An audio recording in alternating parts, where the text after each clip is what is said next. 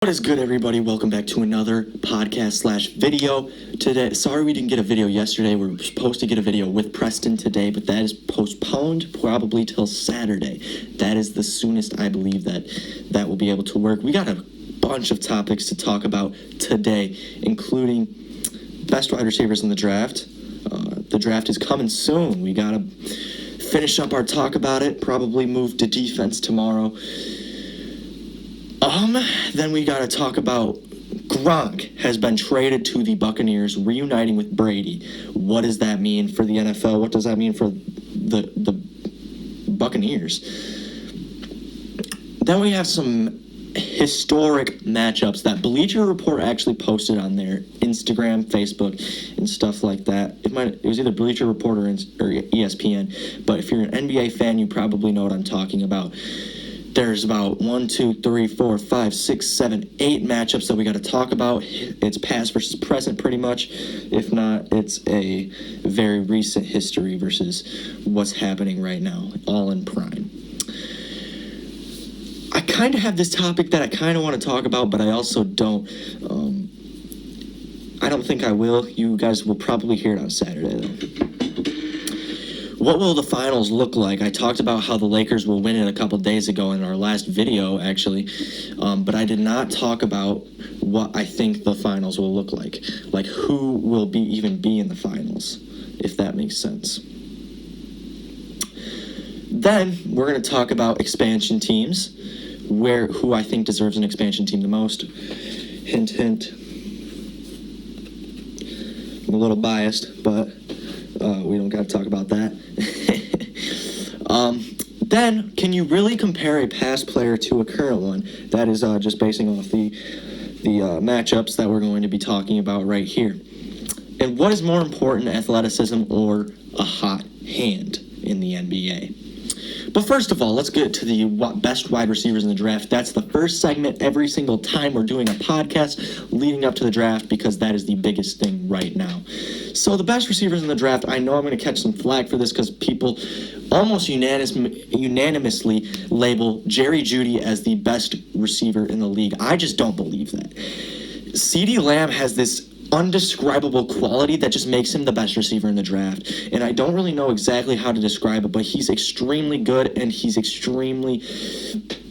good at run after the catch. He has, I think, to be the best hands in the draft. I think he's the best receiver in terms of catching the ball in the draft, and then the things he can do after the catch are just magnificent. I think the best comparison for me is with DeAndre Hopkins, and if you look at it right here, you look at the comparisons, DeAndre Hopkins is a solid height. He's 6'1". CeeDee Lamb,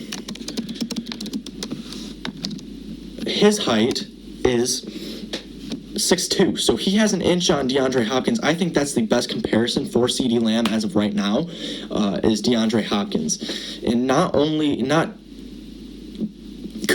so DeAndre does not have the exquisite speed that you need in a slot necessarily. The perfect speed like a John Ross or Tyreek Hill, that's perfect speed, but then they lack in other things. What DeAndre Hopkins really is good at is catching the football and getting off the ball, route running, and then after the catch.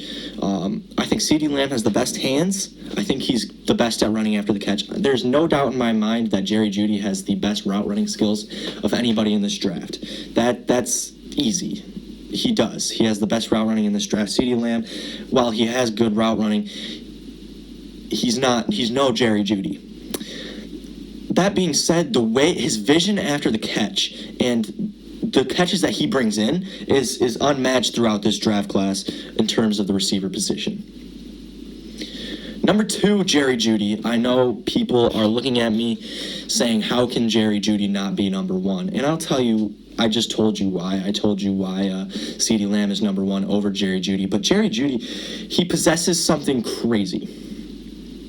Explosiveness, speed, and route running, and that's something I have not seen in a long time. He has 4.28 speed, which means he's as fast as Chris Johnson.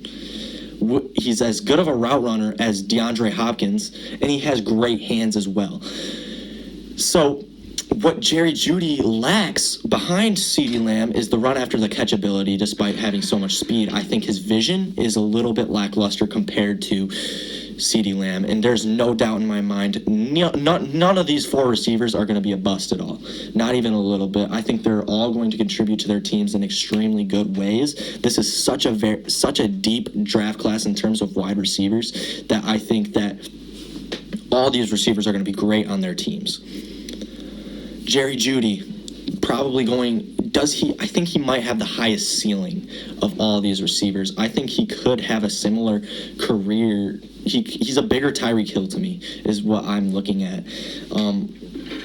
So that's what I'm looking at. He's a bigger Tyreek Hill. I think he could have the speed to burn defenses, but also have the physical prowess of a bigger receiver, such as DeAndre Hopkins. So I think Jerry Jeudy might have the biggest ceiling, but as of right now, I do think CeeDee Lamb is the best receiver in this draft class. Next up is Henry Ruggs. He's the third best receiver in the league, and two Alabama receivers, which is a big argument for why Tua should not be ranked in the same class as Joe Burrow, and why he's often debated with Justin Herbert.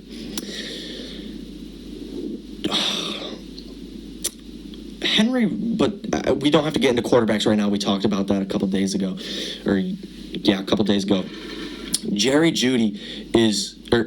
Henry Ruggs is probably the best complimentary receiver I've ever seen in the college level. Jerry Jeudy obviously stealing a lot of the spotlight, but Henry Ruggs is, again, like I just said, the best number two, the best sidekick, and I think that if he could fall into the hands of some team like the Cardinals, if they want to draft offensively, if he can fall into them and have DeAndre Hopkins, Henry Ruggs, and Larry Fitzgerald, he's the best complement to both of their skills. He's the best complement in general to any really receiving core. If a team like Seattle was able to get a hand on him, if the team like the Bucks was able to get a hand on him, if a team like really anybody who has a solid receiver or solid one or two receivers, if they were able to get their hands on a guy like Henry Ruggs, a guy who doesn't need this huge spotlight, a guy who shared the spotlight with Jerry Jeudy, then they'd be successful in that. I think he possibly could have the most successful career in terms of winning Super Bowls, getting rings, winning awards, and stuff like that. I think he will be one of the most underrated players in the league surrounding that.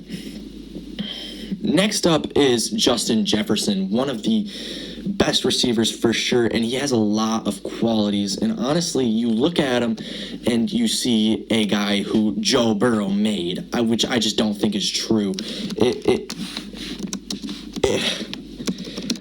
I think you look at a lot of these highlights, and he really made a lot of circus catches that wouldn't have occurred if Joe Burrow did not throw underthrown passes. I think he mostly made Joe Burrow a better quarterback than what he was. I think Joe Burrow's supporting cast is one of the best in the college football rank. Just as good as Tua's, honestly. But I do think that Justin Jefferson is the fourth best receiver in this draft class, and like I said, out of these four receivers, none of them are going to be busts. I think Justin Jefferson would be a great fit with the Eagles, but if they're able to get their hands on Henry Ruggs or Jerry Jeudy, you know dang well they aren't going past that up. I think he'd be a great fit on the Broncos. The Broncos reportedly are looking to trade up so they can get a guy like Jerry Jeudy or CeeDee Lamb, because Courtland Sutton is a bona fide number one receiver in this league, and there's no doubting that. If they're able to get a guy like Jerry Jeudy or Henry Ruggs to complement that, especially with Emmanuel Sanders' departure, I think that'd be amazing for them. But Justin Jefferson, if he's still available at the 15 spot when the Broncos are picking, you could see them possibly trade back because they know they can get extra and still get their guy Justin Jefferson if that is the guy that they want for their roster.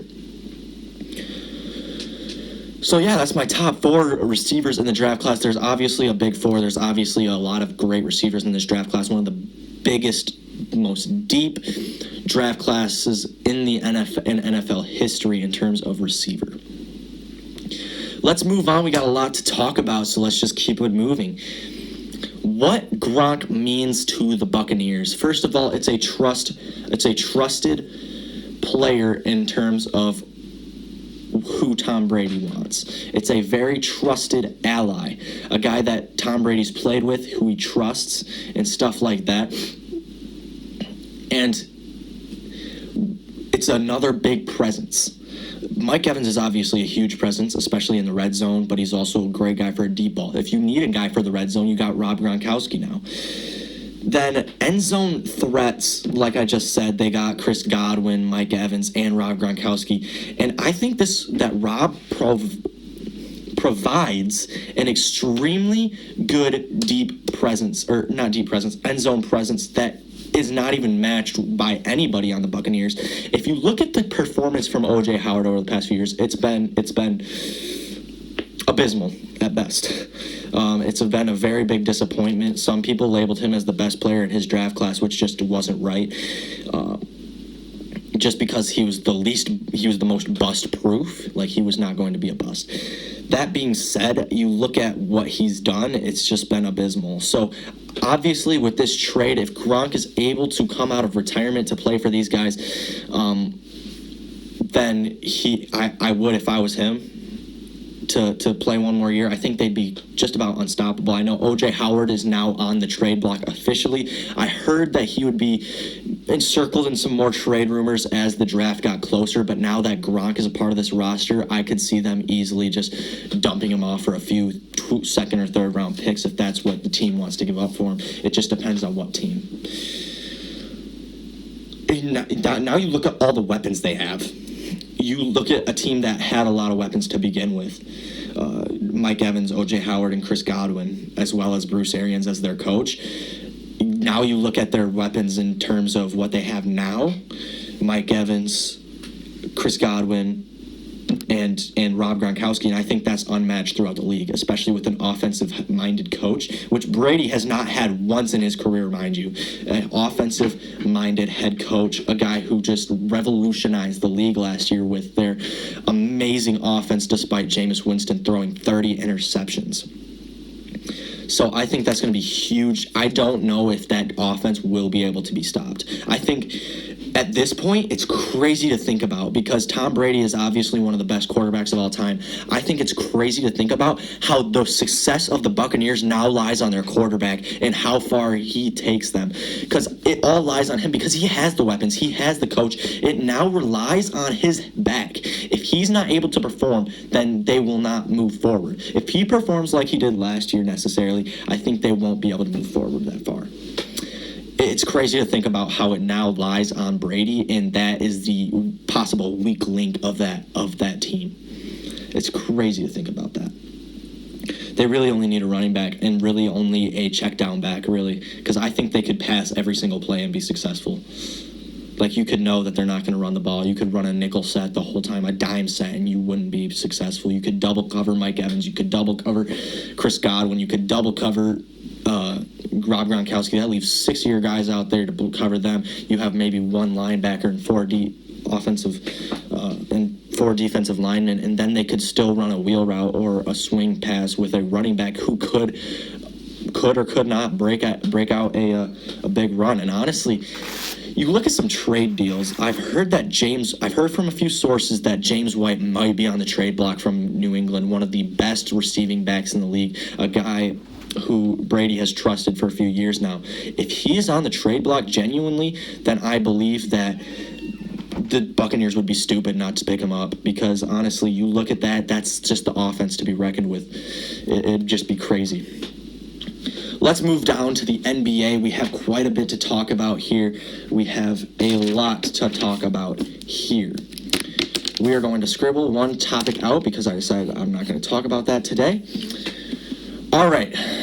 These historic matchups. I tried to leave the best for last, but I didn't really order them in any specific way. I left the best two for last at least. I'm ordering these mostly in how good the games would be. First matchup, we have Giannis Antetokounmpo, the Greek Freak, versus Kevin Garnett. Two big men that have revolutionized their games and have won MVPs in their career with stellar seasons. The number one comparison for Giannis is Kevin Garnett, and I think that's amazing for Giannis. Kevin Garnett, obviously a bona fide Hall of Famer, first ballot. There's no denying that. He won wherever he went. The Timberwolves couldn't surround him with enough talent, so he went over to the Boston Celtics, won a title.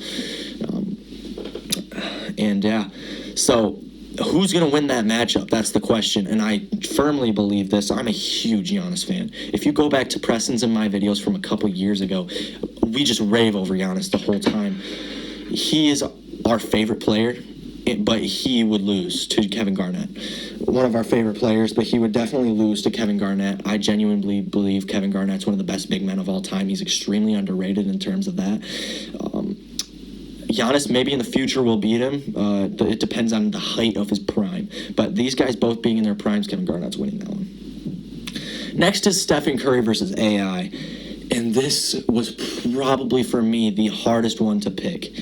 And I genuinely believe Allen Iverson would win this one. I'm a big Steph fan. I love Steph. I love what he's done for the game. But AI was absolutely unstoppable in 2001. So there's no denying that, and there's no denying that AI would win. The combination of handling, shooting, defensive prowess, which really wasn't a thing for him, but I do think he's a better defender than Curry. That being said, I think AI beats him in nearly every category except for spot-up shooting. So I'm going to say AI right there. I think he'd be able to get past him and get to the rim every time. Moving along, we got Shaquille O'Neal versus Kareem Abdul-Jabbar. And wow, is this a hard one to pick.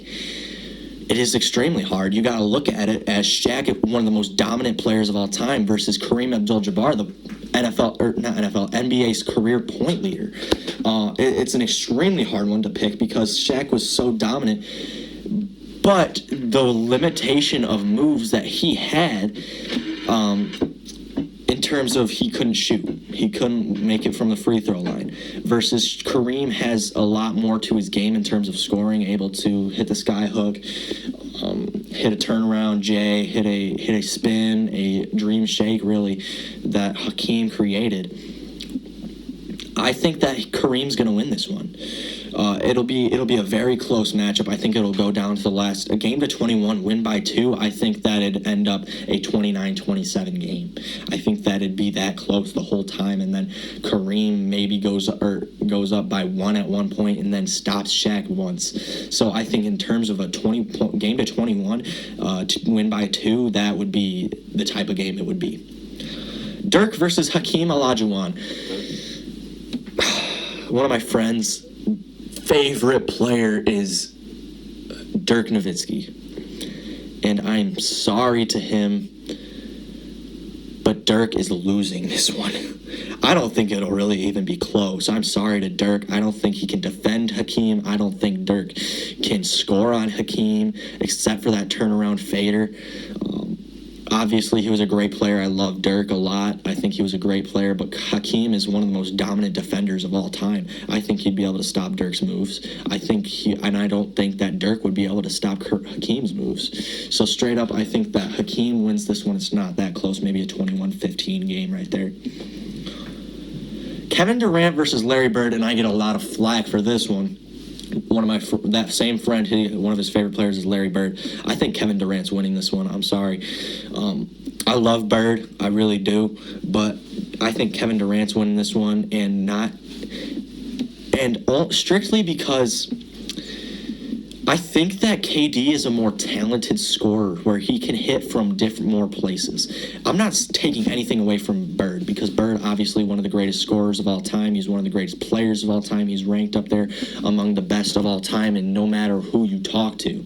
But honest to God, I genuinely think that KD is a better all-around scorer, and I think his athleticism defensively will put him past Larry Bird in that standpoint. I think defensively he'd be able to stop Bird a little bit more than Bird would be able to stop KD, if that makes sense for you.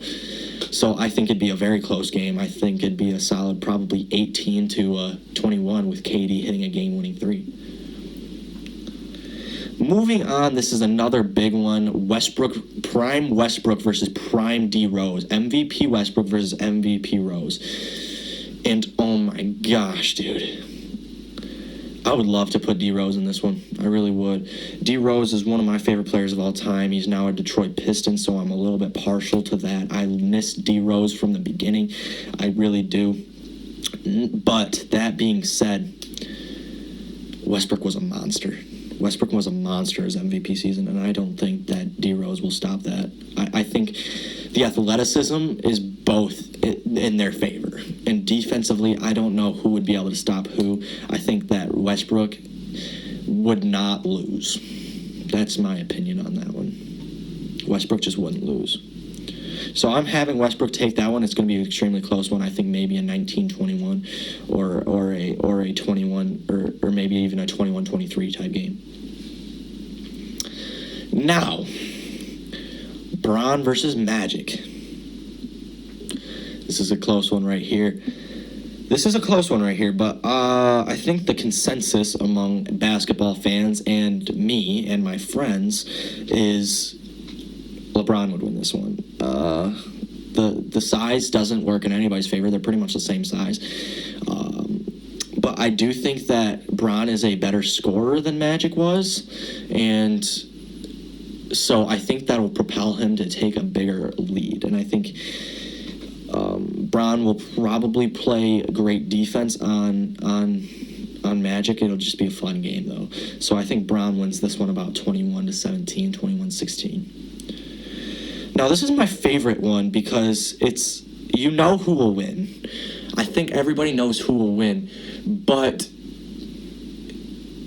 that being said, I think it'd be so fun to watch. I think 8 times out of 10, Kobe is losing this game. But those 2 times out of 10, it's going to be so fun to watch when Kobe beats MJ. So it's MJ versus Kobe. That's if you guys haven't gotten onto that yet. It's MJ versus Kobe. And I think a win by 2 game would go possibly to 50. I don't know who's winning by 2 at this point, especially if we're playing 1s and 2s. So, honestly, I gotta give this one to MJ. It's just, for sure, he's definitely the better player in my book. But you gotta look at Kobe and say, he's not gonna lose by a lot. He's going to keep this close no matter how hard it will be for him. That's the Mamba mentality right there. All right, moving on. That was the last matchup. We're going to be moving on to what I think the finals will be. And I think it'll be the Lakers versus Celtics. I think Kemba will finally get himself to a position where he can be successful. He finally got himself to a position where he can be successful. And I think that Brad Stevens makes a better game plan than Mike Budenholzer in the Eastern Conference Finals. So I say that they win that series. I think that the Celtics win that series. And then the Lakers beat the Clippers in the conference finals as well. And then LeBron ends up holding up another trophy, and a bunch of MJ fans are pissed. I'm an MJ fan, but I think Bron's better. If Bron wins that 4th title, goes 10 finals appearances in his career, he wins that 4th title. I think if MJ's ghost hasn't been caught up to, I think that Bron is caught up to it. At least they're side by side. It's a tie for number 1 at that point. And then if Bron wins another championship, possibly another MVP, that means he's number 1, undisputed GOAT.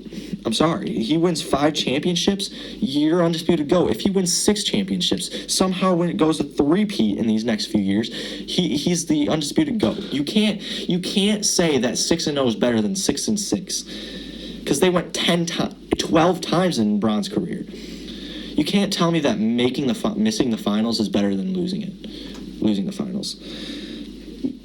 That's just my opinion on that. If Bron wins 6 championships at that point, he's the GOAT. If he wins 5, at that point he's the GOAT. At 4, he's caught up. If he wins, then that's just GOAT worthy.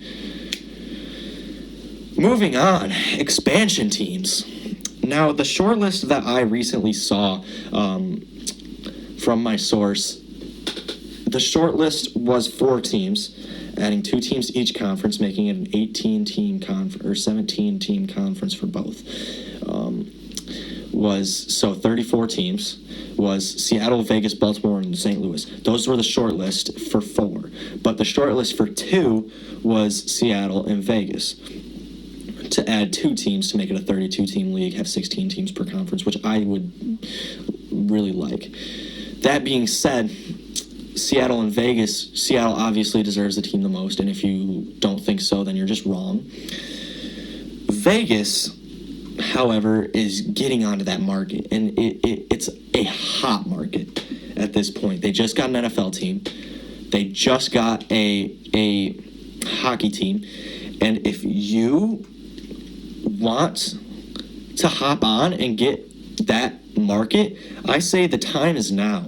That market is boiling, and if you can jump in, that's an explosion. If you can jump on, it's just an explosion. And if they get a baseball team at that point too, then it's over. So I think the sports market in Vegas is right now, and if you want to make an expansion, throw Seattle in there as well, because you can't just throw one team in there. I think that'd be perfect. I think Seattle and Vegas would obviously be rebuilding at least for the first year and a half, 2 years, until they both can get better picks, because expansion drafts are stupid and they give them terrible players. I think you give one great player who's in the free agents that year anyway, say, hey, do you want to get drafted by Las Vegas or Seattle? Instead of entering this draft pool, you'll get on a max contract right away. Like, offer them a max contract to play for Seattle or Las Vegas. That's what I would do. And if you find a superstar that's willing to do that, then there you go. Put 2 of them in the draft class. Say in the future, Trae Young and Luka Doncic goes to that, and then Seattle gets Luka, Las Vegas gets Trae. You get 2 big stars in 2 new cities, and then you have a great team. You have a great front. All right, going back to those matchups, can you really compare a past player to a present one? And really the answer is no. You really can't. In terms of the game has changed so much, there's been so many rule changes, there's so much difference in competition. That's why you can't control, as Wilt being a top 5 player, is because the competition. He was the tallest guy in the league, and he was 7'1". He was the tallest guy in the league. If he played today, then I think that, oh my gosh, dude, I have an itch on my nose.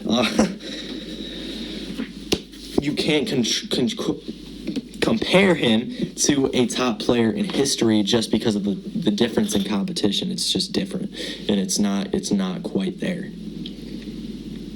So that's all in that segment. What's more important, athleticism or a hot hand? I think what we have seen recently is a hot hand.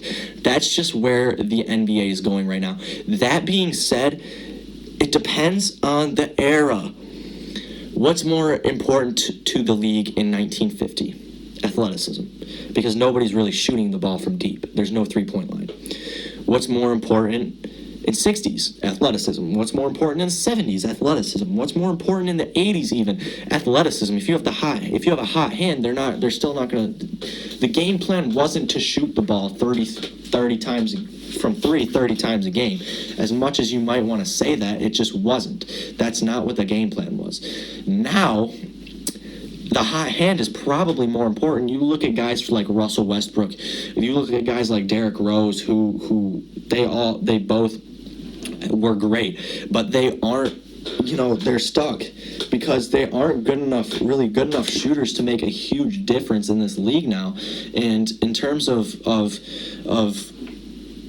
other point guards athletically, you don't see many super athletic point guards making big things happen, because the hot hand era has become so magnificent and has become so exciting for people to watch, and so each team gets themselves some hot hand players.